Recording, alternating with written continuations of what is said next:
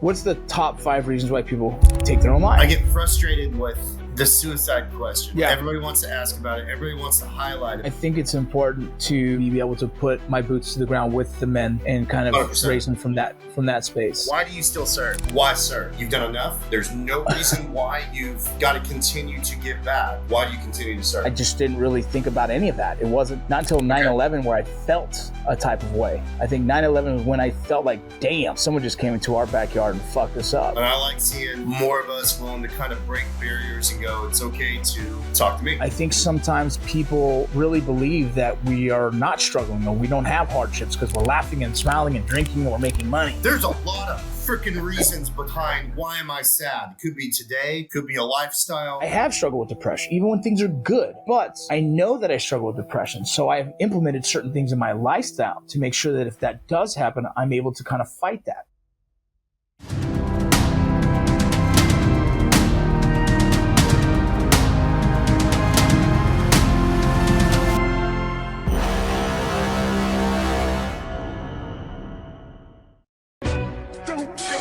Welcome to the VinnyRoc podcast.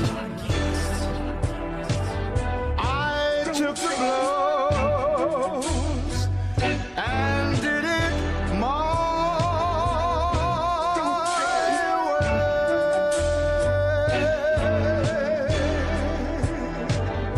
way. It's time. The VinnyRoc podcast.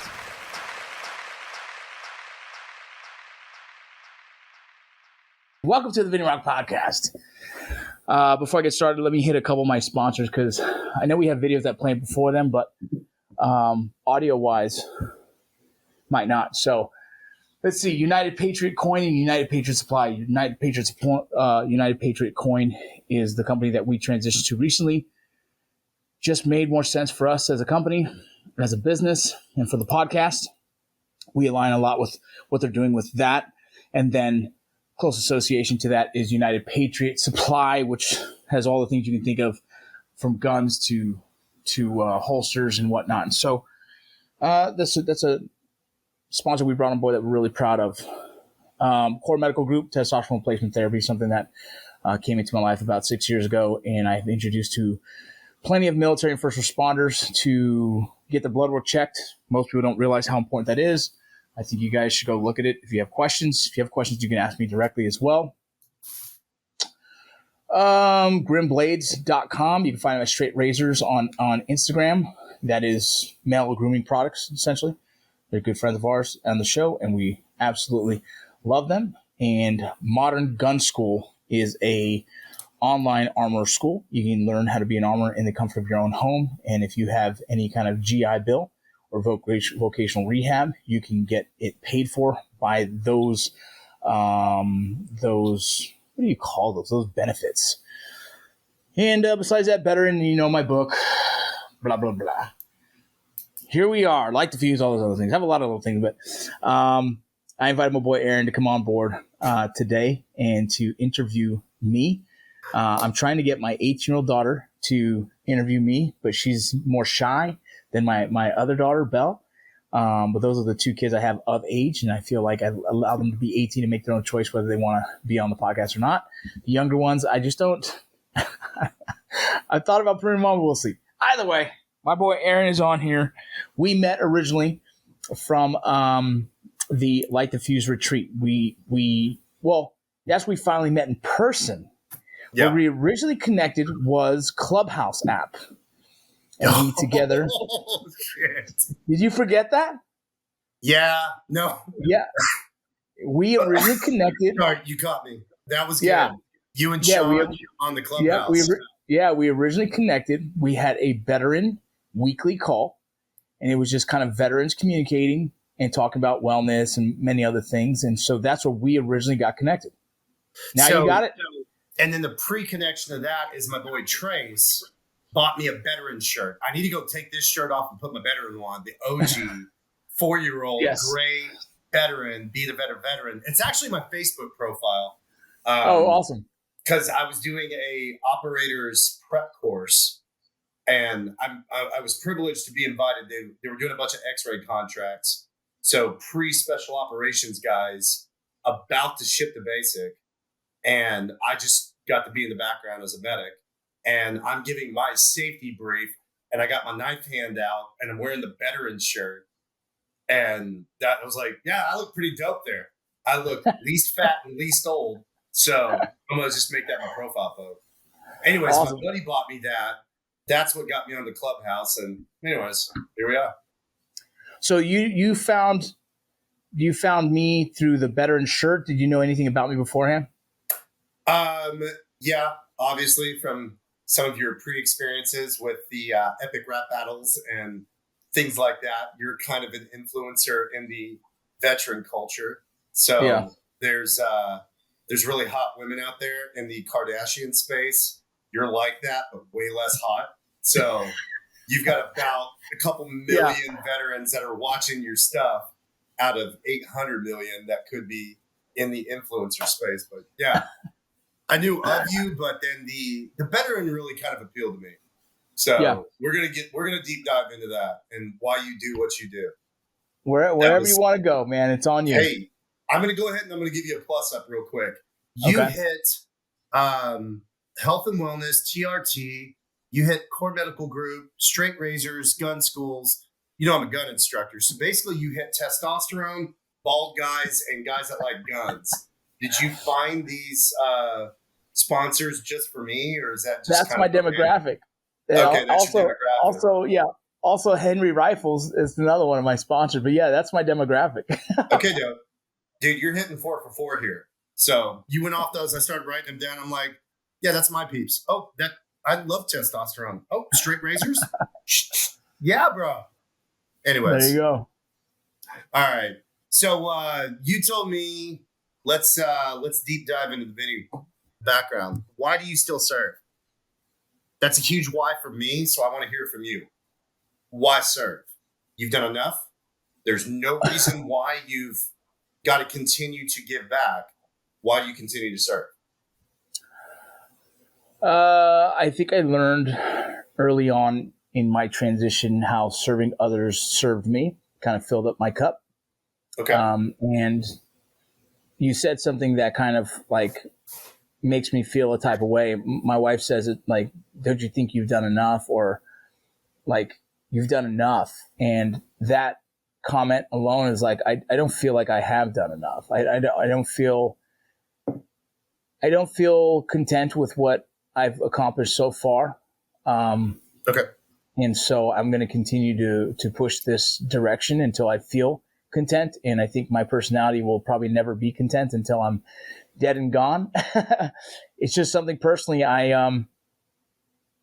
don't know. I've always been someone that doesn't mind sharing my own personal experiences to help others. And so as I continue to grow, as I continue to learn things in my life, I've continued to pass that on to the next person. And so I think, as much as I'm continuing to change as the years go by and mature, there's new things I'm experiencing, as well as my kids get older and they go through things, as my marriage goes through things, and not in a bad way, but I'm saying as we grow old together, we're learning things they're different as businesses change, as the acting community changes, as the way I see the world changes, my relationship with God, as it continues to grow. I think I continue to see the world in a slightly different way. And so I feel it's best that if someone asks me for help or guidance, I give them the best, I guess, definition of that, or my best experiences of trying to heal myself and fix my own path. Fair. No, I dig it. There's a lot of people that have asked me the same question. It's hella answered there. Pretty good. Thank you. That's still serving mentality. It comes down. I like the fact that you were actually, and I agree with you, it's selfish. You have an intrinsic ability to, it makes you feel better to serve. That's probably one of the reasons why you got in the first place. Yeah. I think originally when I joined like the military, it wasn't like, let me serve my country because I'm a patriot. It never was that, because I wasn't raised, as much as my dad was very proud of being a Marine, and he was proud of the American flag, it wasn't spilled onto me to have that same sense of pride towards America. It was almost like, I just didn't really think about any of that. It wasn't not until 9/11 where I felt a type of way. I think 9/11 was when I felt like, damn, someone just came into our backyard and fucked us up. And I went to a couple 9/11 parades, kind of memorial parades, and it really, I felt a way about that changed me forever. I was like, damn, like this is what community is, camaraderie. This is what love is. This is what the American people stand for. And I think that was in 2003. I was still playing college baseball. Holy shit. When that happened, I was on my way when 9/11 happened, I was on my way to school. I had a game that day. If I'm correct, I had a game that day because I remember we were all kind of confused on talking about it.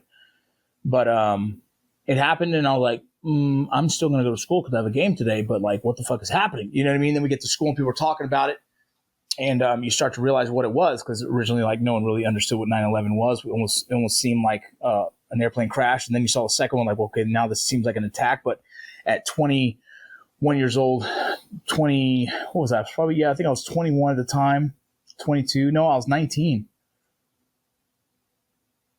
I think I was 19 or 20. And that's when I was like, what do you mean attacking us? Like, is this a war? And I just I wasn't really connected to any of that. Didn't even think about it. And I was like, shit, am I going to get drafted? Like all those thoughts happened.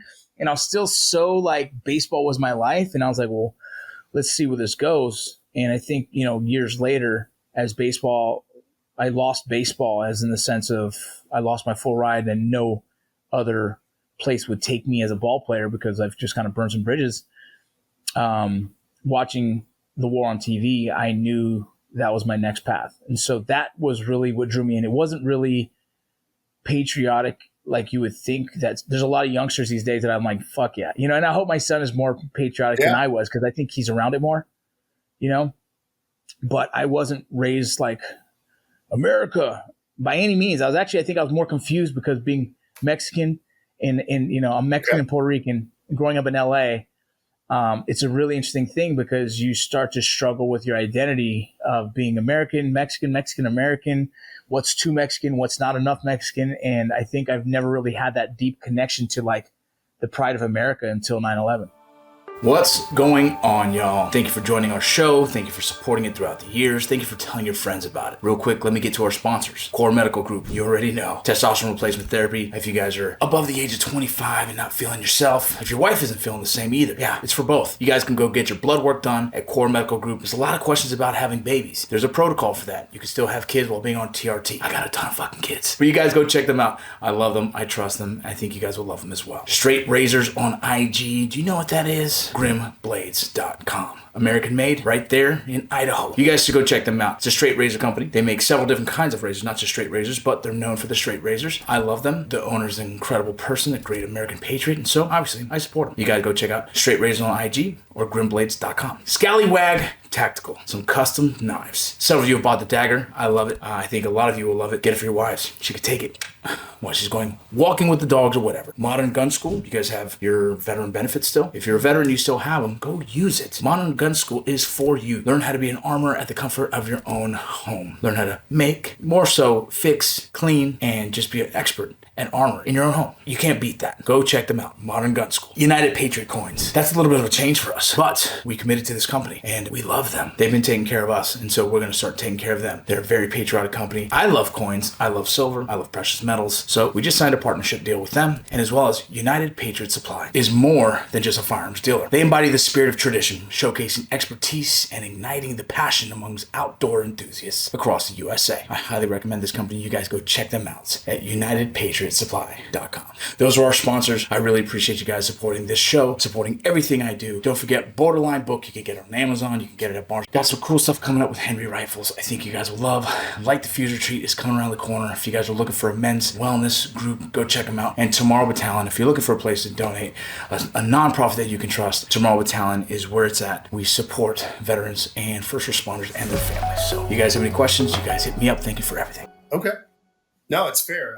There's a lot of similarities. I didn't join until 2004. I joined in December of 2003, and I shipped February of 2004. Nice. Because I was kind of the same thing. Older guy. I was 23, about to turn 24 when I enlisted. And dude, I already had the resume. I was working in fire and EMS. I had just got my paramedic, but I was one of those kids raised in the 90s. I saw Desert Storm, man. We're going to go in there and beat some ass, get the fuck out. We're here to take names and get the hell out. And it's like 03, and we're like, Rumsfeld's on TV, and we're like, we can't afford armor. And it's like, what? Like, we're in a war. This is not, we're not going in there to take over the, some indigent third world country. We've got a war on our hands. We got to fight. We got a skinny that really wants to hit back. And so that's when I got in. That's awesome. And so before we keep going on I want to do healthcare.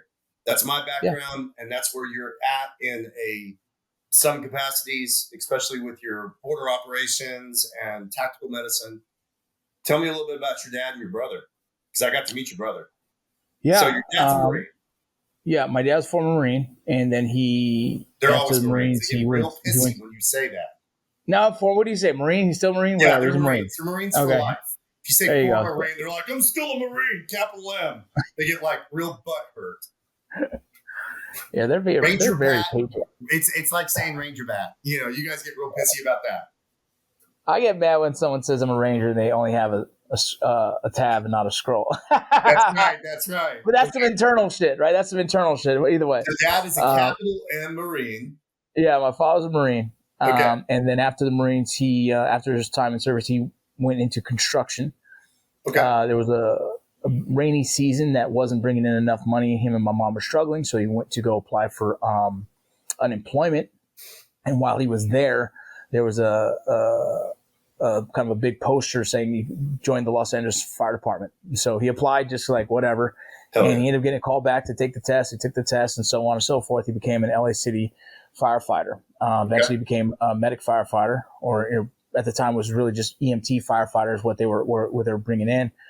And he went in and did the fire job for 32 years. And the back half of his career was as 911 dispatcher, right? Because he was bilingual. And so they needed that in Los Angeles. And so my father would come home back when fire was fire. I mean, he'd come home smelling like smoke. The hugs we gave him when he come home was like, ooh, that dad smells like smoke. I loved it. I loved it, dude. It was like dope. You know what I mean? And then he kept his turnouts in a closet that we had in the front of the house. And so when you opened it, it was like a puff of that smoke.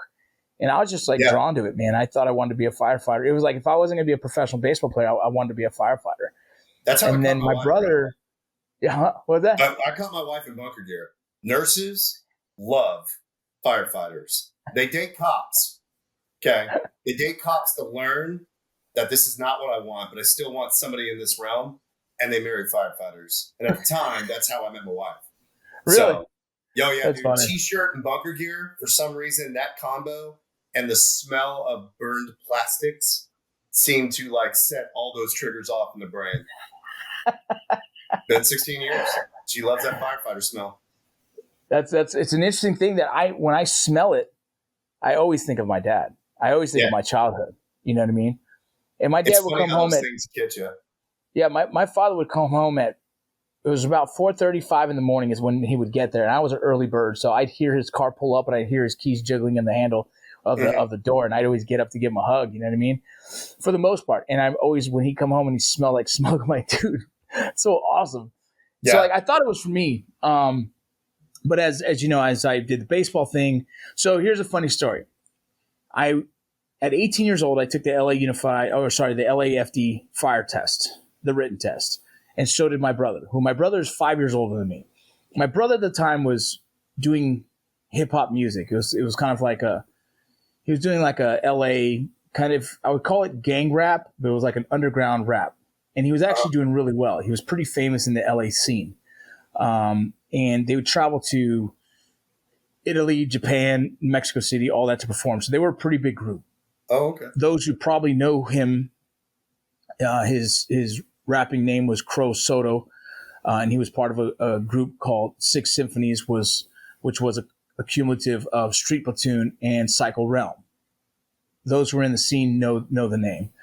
And my brother wasn't really interested in doing fire as much as I believe I was. He was really into the music scene that he was hoping that kind of paid off for him. So we both went to go take the written test. I was 18 years old. The scores come back like a month later. I passed. He didn't, right? And I don't know how this happened. I could barely fucking read. And I also remember the last like 20 questions. I was like, C, because I was running out of time. I was like one of the last dudes in the fucking room, right? And so my dad's like, hey, Vinny, like, you got it, man. Like, let's do this. And I was like, all right, I'm ready. And he goes, let's get you prepared for the oral exam, right? Because that's the next thing is an oral board. So I got my date for my oral board. It shows up. I'm playing for Glendale Community College at the time. We have a historic year. We're actually, that year we're considered it's a Hall of Fame team. The school retired our team and considered them the Hall of Fame baseball team because we won more games in the history of Glendale baseball at the time, and we got farther than they've ever done. We got to the Junior College World Series, and the championship game was on the same date as my oral exam, right? And my coach was like, they called me Goat Head, right? So he said, hey, Goat, you got to think about this. The chance of you becoming a professional baseball player is really low compared to you becoming an LA City firefighter. It's like you making this decision could change your future. And so as a coach, I would be wrong to tell you to go to the playoff game. I would say the smartest choice would be to focus on what your potential career might be. And I was like, yeah, no, coach, I'm going to the game. So I completely blew off the fucking oral exam, by which my dad's friends were on the board. And we both knew, like, I would have smoked this damn thing. Yeah, I would have smoked it, bro. Yeah. And so I missed being a firefighter because I went to a junior college baseball game, championship game, and I pitched in it as a middle reliever. And it was a great game, and there was 20 fucking scouts there, and I thought it was going to be my chance to get noticed, and it wasn't my time, and so I never thought about being a firefighter again because I just kept pushing the baseball thing until I got into the military and became an Army Ranger. I was thinking like, well, maybe I'll combine being a Ranger and a firefighter, and I'll become a smoke jumper, and so that was on the list of ideas of what I might want to do when I got out.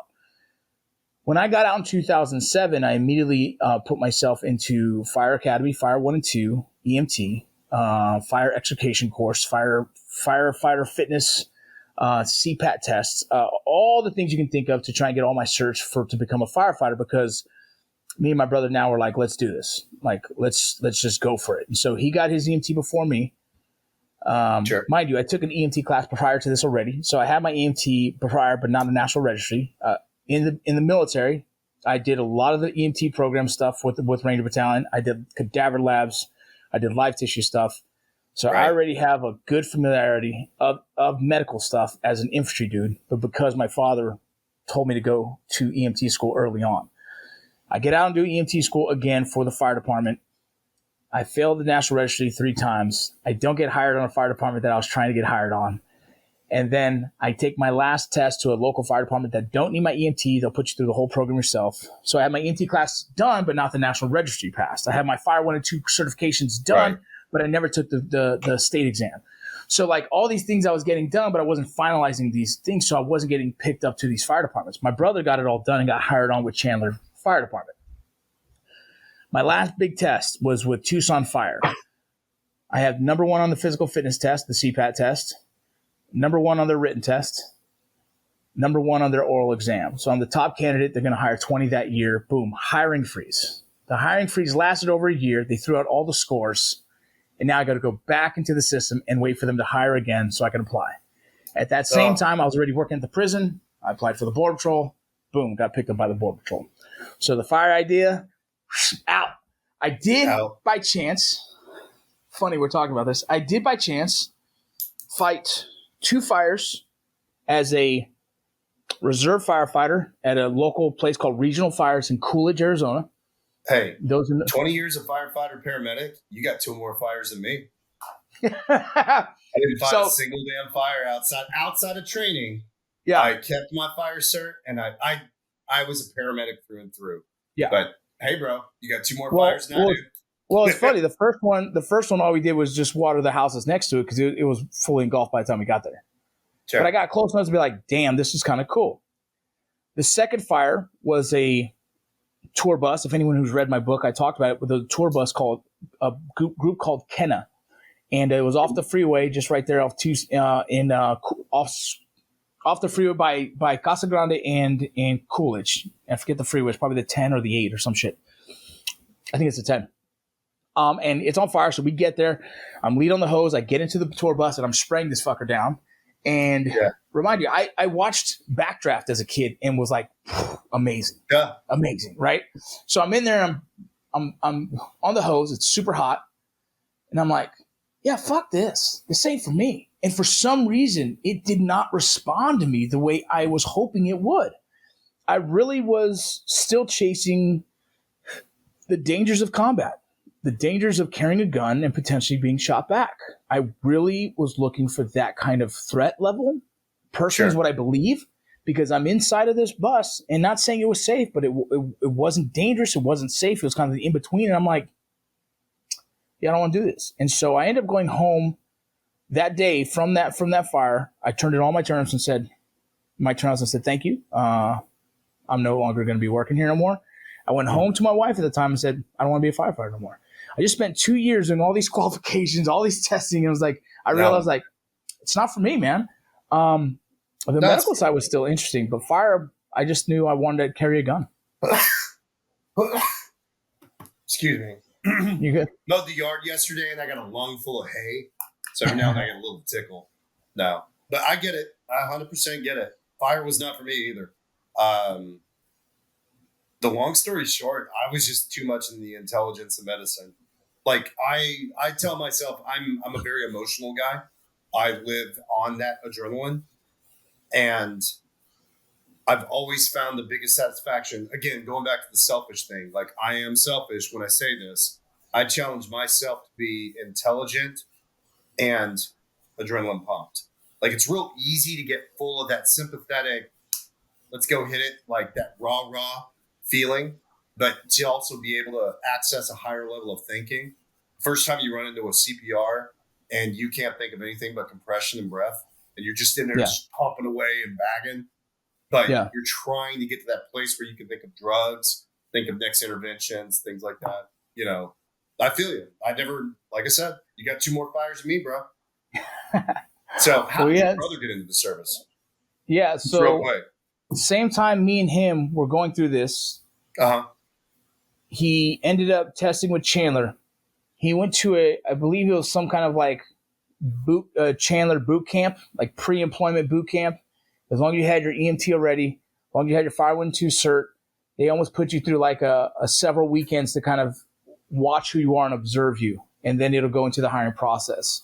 At the time, the story goes, they were only going to hire 10, and he was number 11 on their list. And they asked him to still join him in the academy. So he went to the academy as number 11 man. He graduated the top candidate and had continued to flourish in the fire service, and who's now battalion chief in, I believe, 15 years. He's a stud, man. He's really good at his job. He's very professional. He's in good shape. He's easy to talk to. He's a great leader. He's just he's an outstanding person, man. Really an outstanding. You got to meet him and see his character. Just like he's pretty cool. Yeah, just a cool dude. Met him on the first day. Within like an hour of meeting you for the first time, I'm also, so you're Vinny's brother, and we're about to start an IV together.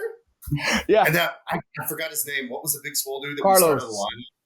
Carlos. Oh, we started a line into Mike. Yeah, big Marine. Yeah, hey, man, Mike. I have too much muscles for this heat. Yes, you fucking do, bud. Yeah, it's smoked. He just got Mike just got back from a competition and was smoked already, and then the heat out there was actually one of the hottest days in Texas that year, or last year, and we had a retreat outdoors. So he's like, "Yeah, man." I go, "I know you are, man, but just lay back. Let's start this line and get you some fluids." Great way to introduce me to your brother, by the way. Thank you. Hey, you guys got it. You guys are medics. Take care of it. No, that's his character. He's always been whatever he puts his mind to, he becomes great at. And music didn't work out. Music. It got to a point where one of his friends was shot in a kind of a gang scenario. He had 3 kids, and his wife was like, "It's kind of like shit or get off the pot. If this ain't going to happen, what are we going to do next?" And my brother decided to kind of get away from this gang affiliated music environment. It was also very, and I don't want to make it sound like it was only gang. It was very cultural to the Chicano kind of movement. You know what I mean? So it was important. Oh, my phone is ringing. Sorry. It was an important time in the Chicano street culture and really identifying us as Latinos in this kind of world. So there is a beauty in that art that he was making. It just wasn't mainstream enough to make him money. And it was too infused with the gang culture that it got confusing. You know, he was, I don't believe my brother would ever consider himself a gang member by any means, but he is a kid who understood the gang streets. And we did have friends who were killed in gang violence. And when you grew up in the late 80s, early 90s, you had to pay attention to what shirt you wore, what color you wore, what street you were on. And so his music represented that. Gotcha. So I'm going to ask you the one question. I'm going to transition into the medical stuff. What's up with the counselor and the therapist stuff? How did you, when you were back in Utah, before you moved here, I knew you were going into that realm. That was when, and we've had some private conversations we don't have to go into, but it was your transition from bro to brother. To me, that's what made me love you. That's when you hooked me, not as a Rocco, but as Vincent. Like, you wanted to get back in the mental health world. And I don't want to go too far into that, but what was that? What was that about? It's cool. It really is. I was trying to understand what the purpose of these funny videos that we were making for so many years, and like, what's the longevity behind them, and what's the impact we're making on our society. You know, like, we had such a huge following, you know, and when I say we, those who are listening, it's, you know, me, Matt Best, Jared Taylor, and the Article 15 crew, right? The Article 15 crew made impacts. And I've said this slightly in another podcast about the Drinking Bros community, which is kind of swallowed up into that same community of people, right? Sure. Is that I started to really think about the lasting effects of some of the impacts we were making. And if all we were doing was showing dudes that we were drinking and we were having a good time, and we were, you know, we weren't being honest with some of the other angles of us struggling, I feel like we're representing a false version of us. And when the laughter's gone, these guys turn off their YouTube and their videos, and they still find themselves missing what they need to fix, or they're masking it with drinking like we were. I understand social influence and digital influence just based on the background of my psychological operations. So I kind of take things a little deeper into thought when we're creating these messages. And as much as they're fun, I was always feeling there was more we could do, and more we could probably do to hopefully impact in a better light. That's where, you know, when we created Range 15, which is an iconic kind of like, I would say, cult classic for the community, right? We felt seen. Yeah. On the other end of it, in the same film festival, was my short film called Long Way Back.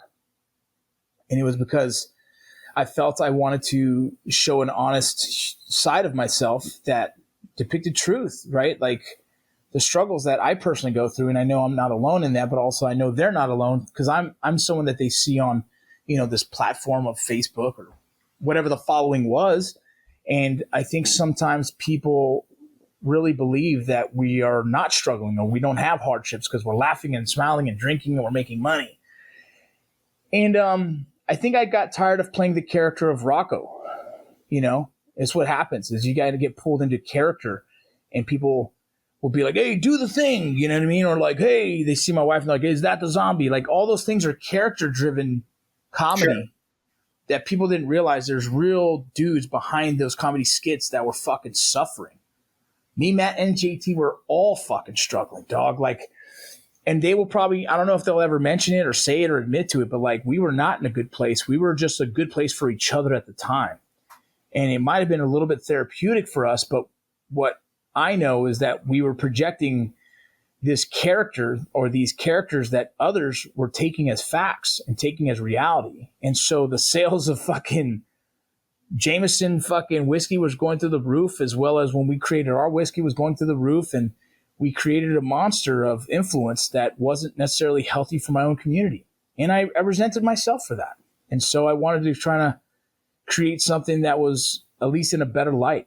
And that was something like Veteran, right? And Veteran was the start of the direction I was going when it came into how can I continue to get educated and hopefully become a counselor for veterans and first responders. So for those that haven't heard, what is Veteran? Veteran is a company I created that is more of a positive psychology for veterans. You just see it and it already tells you better, and it makes you think like, oh, that's a really cool word because it makes you feel positive about the veteran community. And to be honest, I'm still trying to figure out how to make that into something that I'm extremely proud of. Just its existence will stay in existence. Like it loses money nowadays. And I told Mike, my business, I was like, I don't care. I won't stop keeping the presence of it until I really am able to make it what I believe it can be.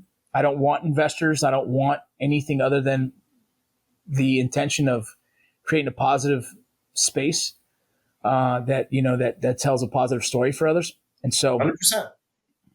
So I'm There's going to two continue. things I get the most questions about: my mustache and that shirt. That's somewhere in the week. That shirt gets worn, man. It's now kind of faded into the gym shirt because it's a little busted.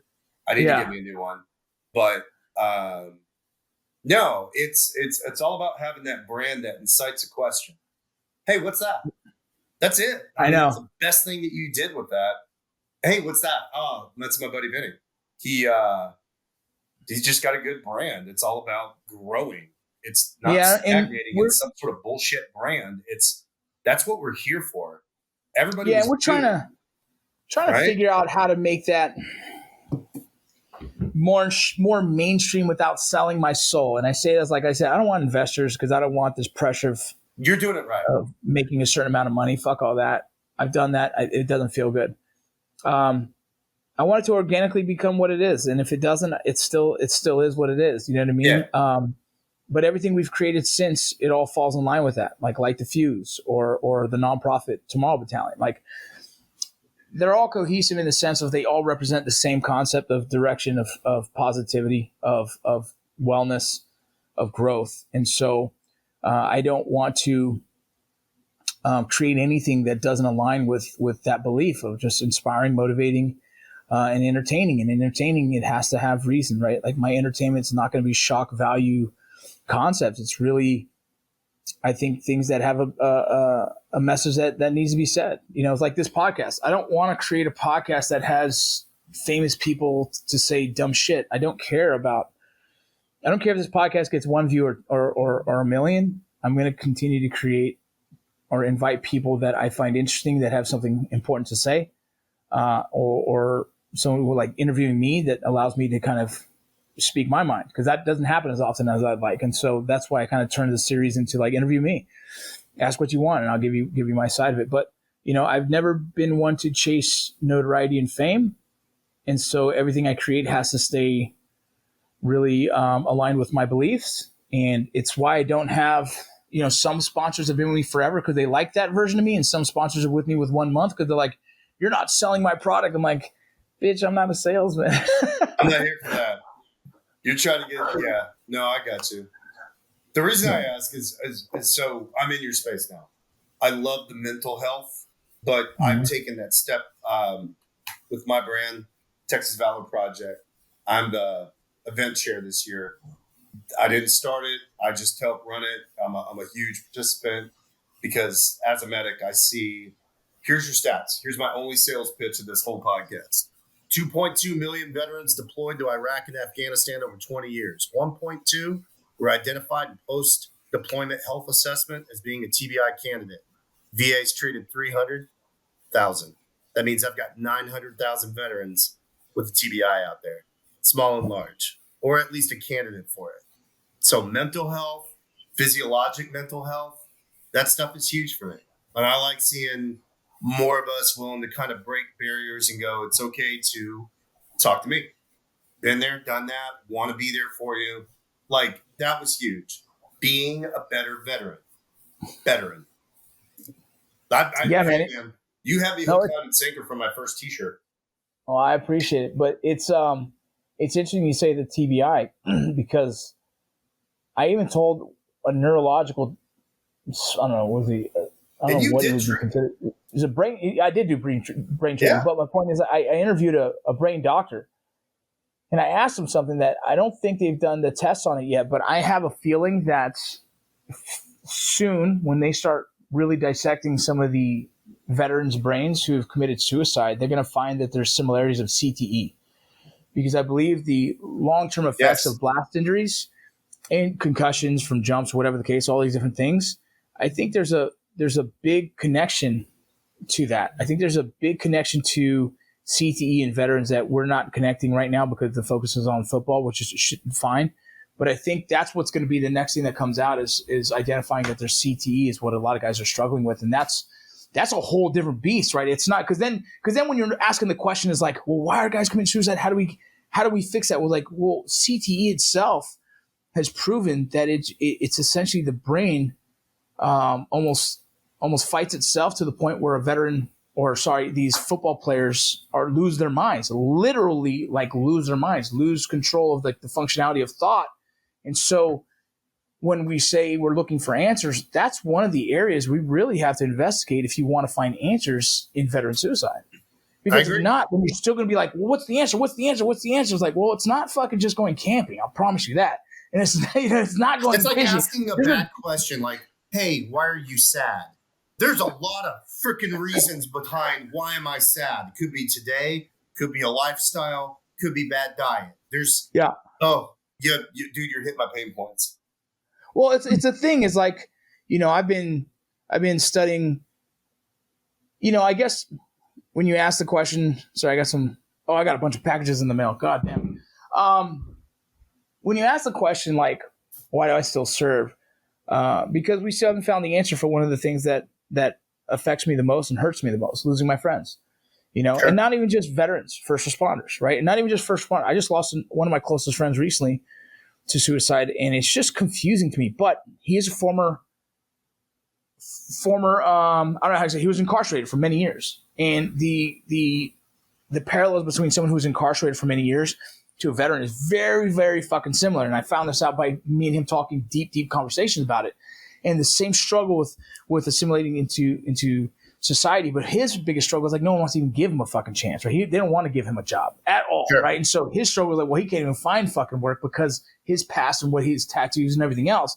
So this interesting thing, but like, I really don't give a fuck what your background is. I want to make sure that people find a way to live healthier and happier lifestyles. And so when I start going into I started investigating, we're going to get into this, right? So I started doing a lot of research on what's the top 5 reasons why people take their own life, right? Because the only way we're going to get down to the answer is let's identify why first, right? Okay. Top 5 reasons why, and then let's address those. I'm huge on this. And those top 5 was trauma, pain, relationships, finances, and there's one other, drugs, right? So the 5 top reasons why people take their own lives were those on the list. And the only one that I couldn't fucking figure out was pain. I'm like, well, that's crazy. Well, no, it's not. Because I remember when my back was hurting so bad, I was fucking miserable. And I was like, I don't want to live through this no more. Now, what I do for my back pain, I did stem cell treatment. Not everyone could get stem cell treatment. I get it. Sure. But that was one of the things that saved my ass with my back issues was stem cell treatment. Okay, so that mitigates that out of my life, right? Cool. Finances, that's never easy, dog. Especially as the acting world does good and then it goes down and then I go blah, blah. That's not easy, but I try and manage that. I'm lucky enough to be able to make work, whether it's a speaking engagement, whether it's selling my book, whether it's acting, whether it's going back to the federal government and doing what I do now. Currently, I work and create documentaries for the Border Patrol, right? So I find a way. Relationships. I'm very fortunate to finally have had a successful relationship, one that's healthy, one that I can communicate, one that she doesn't make me feel any type of way for having a very open and emotional conversation with her, right? So I've been lucky enough to find answers for most of those. Then unhealed trauma, dude. Well, I've been on this journey for fucking long enough, right? Then the last one is drugs. I don't do any kind of hard drugs. I drink. Well, I cut that out 5 years ago now. And so currently right now, out of those 5, finances is probably my biggest threat. And it's not enough of a threat personally for me to feel like it might get me to a point of crisis. Why? Because I can always find a way to make money. Meaning I'll go to McDonald's, I'll do Uber, I'll do a lot of weird shit for money, nothing inappropriate, but I'll do a lot of weird shit for money. You know what I'm saying? And so those were hoping I'd say inappropriate shit. No. I'll make you a reefer, baby. That's what I'm saying. So in my list of things, I feel like I'm in a very good place that I can't say nothing, but there's very few things that would make me feel as if I wanted to take my own life. Now, I have struggled with depression, and that comes out of nowhere, even when things are good. But I know that I struggle with depression, so I've implemented certain things in my lifestyle to make sure that if that does happen, I'm able to kind of fight that. Fitness, journaling, doctor, a lot of different things. Like I have a list of things that I've put into place. And so when you're trying to find answers to this epidemic, the TBI is one that we have to address, or else we're ignoring a potential threat. Yeah, I agree. So I get behind it because it's the one thing I get frustrated with the suicide question, right? Yeah. Everybody wants to ask about it. Everybody wants to highlight it, but nobody really wants to get down in the nitty gritty to it. And the suicide question is just one. And I 100% am behind you on all 5. I'm going to challenge you, though, with one more. Purpose. Yeah. I found myself in the basement. I call it the basement. Basement is my depression. I decided to leave my home to go build myself a bed and a TV and some frozen TV dinners down in the basement. And I chose to stay there. And I chose to be a mopey, bitchy, depressed. I lived in the basement. That's it. And I know that sounds harsh, but there's guys living in the basement. They're living in the dark. There's friends and family sitting up at the top of the main house going, hey, come on back up. And you choose to live in the basement. Nobody's going to bring you out of the basement but you. And the reason I was in the basement is call it ego. I was one of the greatest medics this Army's ever trained. I put it behind me. I'm not an operator. I'm not a sniper. I was never special forces. I do not like being hungry. Do not deprive me of sleep. I only sleep in beds. I was a flight medic. Baby, you better put me in 300 thread count sheets or higher. Like, I was the best medic this Army could give you. And I took pride in that. I got, same as you, I got to go to the cadaver labs. I was the greatest thing that you wanted to see when you were hurt and injured, flying your ass to the hospital. And now I'm a roofer. Now I'm in construction. Yeah. And I lost my purpose. I lost my task, mission, and purpose. And so I'm just bluffing you on that. My 6th purpose. I 100% agree. Yeah. I lost my self-worth. Well, what it is you had too much ego. Is what it is. 100%. Yeah. And in finding a purpose, it's funny. That's probably a big question people ask me. And I always tell them, just serve others, man. Serve others and you'll find your purpose in that. Because even in me serving others, whether it be like, hey, here's my life, here's what I did, or how can I help you? What can I do? Yeah. In that process, I found an even tighter direction of where I want to go with my life. And it's why I'm finishing up my master's. I'm going straight to a PhD program because I every day I'm like, who am I? What am I going to do? What can I turn into? And I realized I need to get in a position where I'm doing counseling for veterans and first responders. Why? Because I was that. I was a first responder. I still can be considered that. I am a veteran, right? And my brother is, and my father is, and you know who else I want to help? Their fucking kids. Yeah, exactly. And I want to help their kids because my kids went through so much hell with me, dude. And so I know that world so well. I want to try and be a counselor for my own people to try and give them the same, I would say, comforts that I've been able to kind of create for myself and just being content with my life. Yeah. No, I mean, I'm with you 100%. That's what pulled me out of the basement, was realizing that the better I did with this mundane shit, the more I could serve my community. My ability to do really good stuff here allows me to go be a commander in the Legion. And the American Legion serves youth and it serves our veterans. It allows me to go and help out with Light the Fuse and Texas Valor Project and all the things I get my purpose back with that. And it's not about not doing the service. It's about what do you got to do here so that you can do it here. I mean, I've been a big fan of yours going into this route, seeing you become a therapist, because you're right. It's the family business. Like, it was awesome getting to meet your brother because it was like, oh, this is a familial thing. I like it. Okay, cool. This is a family of patriots up and down. That's awesome. Thank you. So why are you doing what you're doing now with border? We were talking about tactical medicine, which you know me, I'm all about. We're going to get that thing rolling. Like, yeah. Actually, why back into the front lines? You're at a leadership level, so I'm going to hit you hard here. You're at a leadership level now. You're You've got fine. enough experience as both a veteran and a first responder. Like, you should be at the policy making level. Why are you getting back on the front lines with the front troops, training them? Why are you doing what you're doing right now? I think it's important I think leading from the front, leading by example, I think I need to be able to put my boots to the ground with the men and kind of 100%. raise them from that space, you get in the trenches and you dig it with your people, man. And so I'm currently in the field with Border Patrol agents, talking to them, working with them, showing them that guys like me, I'm not above them. I'm right next to them, and we're working the same traffic. I'm highlighting their lives. I'm not out there filming the top dogs of the Border Patrol. I'm out there filming the grunts, the dudes who are doing the work, the ones who are missing their families, the ones who the world scrutinizes and demonizes. And I'm right there with them, cutting sign and trying to track down bad dudes. And I do it not in a law enforcement capacity, but just out of love for my brothers and sisters who serve this country.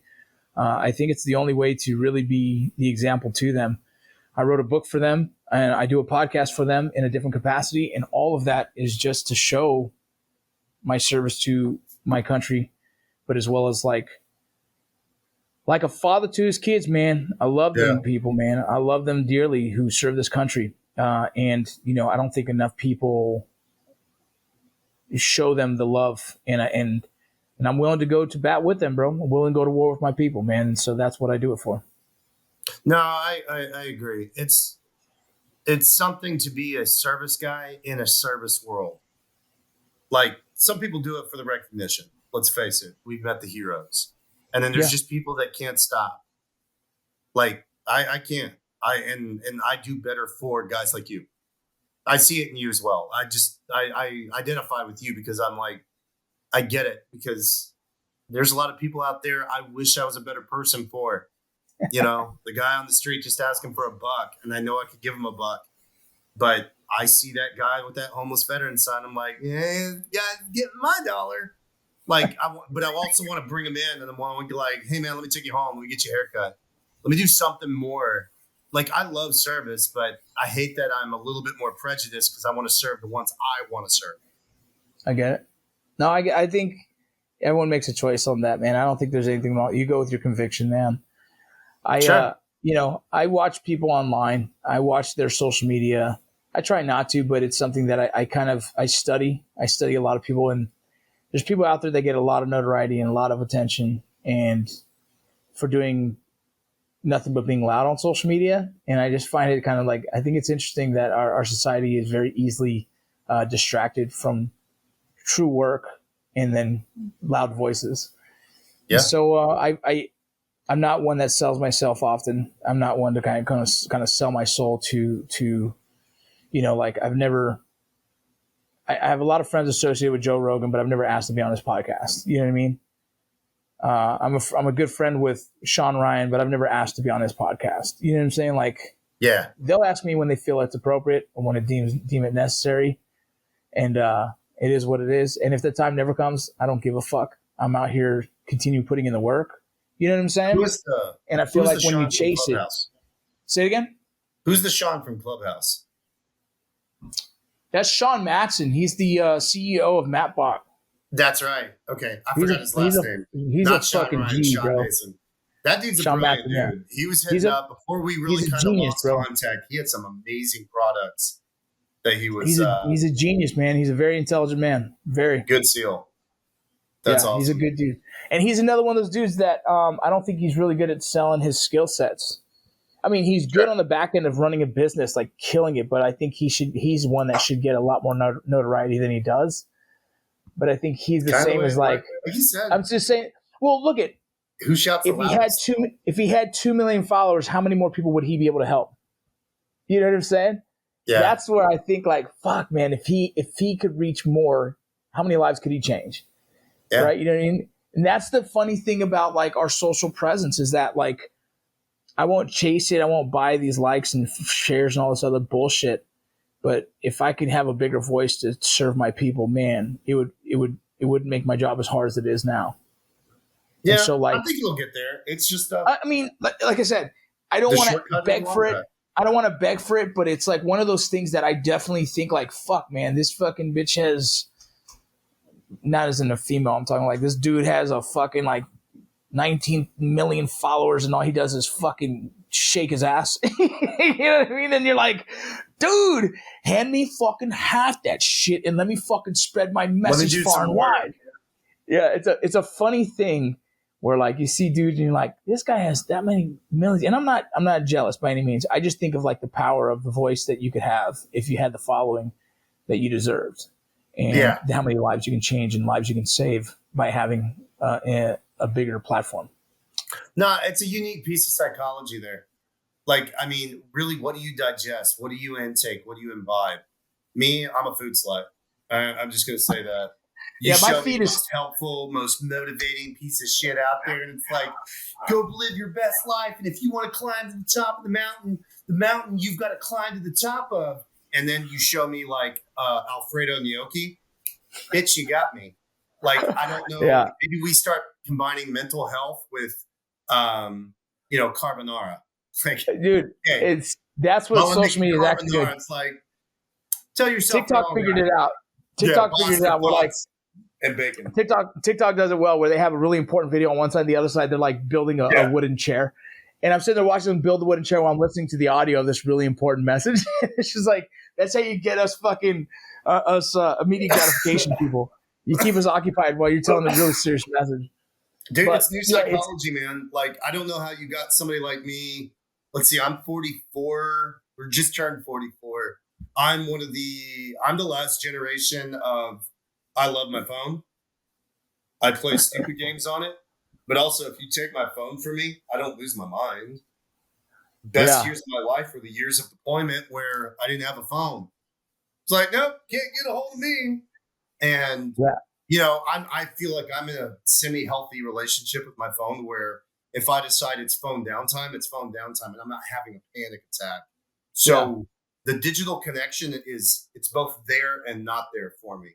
So how do you reach that point of psychology? Like, how do you get the good message across? How do you gain the followers? How do you gain the attraction without playing the game, but kind of playing the game? But, here's my pronouns. The way I think, look, I've been going out this a long time, bro. I've been going out this a long time, and I think you just stay true to your message, stay true to yourself. And at least you can gain the influence of the circle that you influence, and that's it. And so, if it's never 20 million people that you can influence, well, then it was never meant to be 20 million. You know what I mean? And so, I think the good Lord works in mysterious ways, man. And so as long as I keep focusing on the circle of influence that I have, at least I'm making impacts there. And I know I am making impacts, right? I know I got a lot of cool messages from people, man. And I'm grateful for all that because it kind of motivates me to keep doing my thing. Because there's always time of doubt where I'm like, what the fuck am I doing, bro? Why do I even have a voice? What do I deserve having a platform for? I'm just like, why me? Why not? But that's that imposter syndrome kind of, or just the self-doubt that like, why is my message more valuable than others? But then I realize somehow I think I'm able to deliver the message in a way that a lot of people can relate to. And so people keep coming back. Evolve or fall behind, man. You're evolving. It's a good thing, but you've got to find a way to evolve to capture that message. You got to evolve. Otherwise, we get left behind. We're not the World War II generation. Keep that shit all up and tight. I mean, let's face it. We've got more wounded than any other generation of combat has ever dealt with. Medicine is really good now. That's one of my favorite pitches. Going back to the TBI thing, I always like when I hit an audience or if I'm talking like Rotary. I did this with Rotary last week. What was the best thing to come on the post side of World War II? Just a generalized question. They're like, I don't know, like parachutes. And it's like, no, our highways. Best thing that we took away from World War II was the Autobahn. Hitler's ability to completely supply the entire area of occupation through a series of roadways. The United States took that and went, thank you. What was the best thing we took away from Vietnam? EMS. EMS is a product of Vietnam, 100%. The ability to put a medic on a helicopter and send their ass to the field and then have them start providing treatment on the way back. They used to send a hearse. If it was 1955 and you called 911, you got a cop and a fireman and a hearse. And hopefully, I was going to say, they're going to take your ass to the hospital. I was going to say a motorcycle club. That too is pretty dope. But, you know, if the post 9/11 veteran can give back the TBI treatment, if the things they're doing with us helps a 14-year-old kid that gets his, you know, noggin smashed on a football game, or an 8-year-old gets in a rollover accident with mom and dad, and we could do some of these treatments, that's the thing that we give back. I mean, I don't know. I don't know what the post 9/11 vet, what did we learn from Iraq and Afghanistan, other than watch for trash on the side of the road, and if there's a dead dog, avoid. Yeah, I'm trying to think of what lessons have I taught my kids. I know that's exactly. I don't know. I'm trying to think of what lessons have I taught my kids. So I don't TBI, know. we'll just go ahead and throw that one up. The benefits and effects of Rippets. Energy drinks for sure. Energy drinks for sure. You know what? Let me do that. Let's. I know that you got like some timelines here. What's your favorite thing? What was your favorite thing about service? What was one of the things that used to tickle the shit out of you? You know, in Ranger School, we ate a lot of MREs, and the funniest thing about Ranger School is that you're just so stressed out. You know what I mean? And you start to learn what MREs had what calories and how many calories, because you wanted to eat the most. And then when you wanted to trade, for some reason in Ranger School, there was a process of how to trade, and you had to follow that when trying to trade. And it would say, I got Chili Mac, will trade for, and then you name off the items you're willing to trade for. And if you don't follow that standard operating procedure of trade, they wouldn't even fucking listen to you. And I just thought, like, how the fuck are we in this suck fest of Ranger School and we still have an order of how to trade food in the middle of the fucking shit? And it's just like that. That's the type of shit that makes you appreciate the weirdness of the military. And I had a quote, like, when people said, what was the thing you remember the most about the military? It's like the best memories you have are the hardest times you've ever experienced. You know what I mean? And those are the best memories. It wasn't like the easy days. It was the hardest days. Those are the days you remember. And that's what I've always thought was fucking hard to replicate. It's almost impossible to replicate that in our life now. Yeah. Mine was top of the mechanical shed where we pull the aircraft into. Big, huge domes out in the middle of the Iraqi desert in Balad. 7 o'clock in the morning, bumping Kesha in short shorts. Just nothing but PT shorts. Just, your love is my drug. Every morning at 7 o'clock. Winning hearts and minds, baby. It was the Hearts and Minds tour. 2008. It was lovely. Like, it's those memories that, like, there's a lot of bullshit, but also there's a stuff that lives golden in my mind. I will never forget. We had this dude, Brandon. He must have had, it was this long. And PT shorts couldn't hide it. Big old ginger dude. Built like a whale. And this is a family show, Aaron. What? Medics are different. Medics are way different, man. We're always going to be a little bit different, but I'm not trying to be dirty. Get your mind on Jesus. I'm just saying, we'd be out there doing this, and his shorts would just be going crazy. And it's like, hearts and minds, baby. Hearts and minds. Put that away. But I can't get rid of that stuff in my brain. I'll never trade that memory for another memory. Yeah, the memories of the military are pretty special.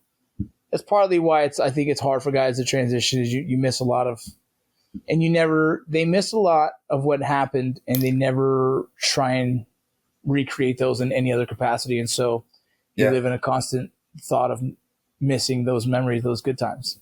But it's also why we go to things like the Fuse, because it allows me to go for a weekend with my people. And I've never met them before in my life, but Instantaneously, within 30 minutes, we're high-fiving and, hey, what are you going to write on the porta potty? I don't know. I don't know. I'm just going to write something cute. It's just like, well, we're not, but I'm just saying, like I have new best friends in 30 minutes because they're my people. They're my tribe. By the way, that's absolutely my favorite word in the world, tribe. Absolutely. Well, dude, tell me one last question. Anything else? All right. You want it fun or you want it serious? Whatever you want. All right, man. So you're backstage, right? You've been warming up for about an hour and just slow repetitions. And the curtain parts and Conor McGregor's like right down there and you're about to walk down the aisle. What's the song that's playing? What song is about to get you in the ring whipping that dude's ass? Pour Some Sugar on Me. That's a good one. That was one of my walkout songs in baseball. Song? Yeah, in baseball, that's what was when I'd come out to relieve. Oh, sometimes. I forgot. I could have done that. Like you're the closer. What's your closer song? Yeah, because like remember at the time it was Coyote Ugly was big, and when you had a crowd, and normally feels like all the girlfriends and they would stand up and sing that song. Pour some sugar. Yeah, I was about to ask that. Like, where does it hit? Are we talking about the beginning? That's when you start running out. You know what I mean? Yeah. Yeah. It's a cool song because it's any of those crowd pleaser songs is fun for the audience. You know what I mean? And mine was always Stevie Ray Vaughan's Voodoo Child. Like with the guitar, like the what. I skipped that part, which is good, but just the when it really hits. There's one in the UFC that I think it's Darren Till uses, and everyone in the audience sings it. What is it? I'll find it. I'm going to put it on the end of this. But it's such a good one. But yeah, that's you got to do crowd pleasers, man. So everyone sings with you. I figured I'd ask one last question. What was the fun thing? What's your pump song? So for you, I'm going to more or less visualize your closing Kenny Powers style, American flag wrapped around your neck, just coming out, pour some sugar on me. Okay, good enough for me. That's it. That's it. All right, brother. Well, thanks for the interview, man. Bro. Absolutely, dude. Absolutely. We've been talking about it and it just worked out today.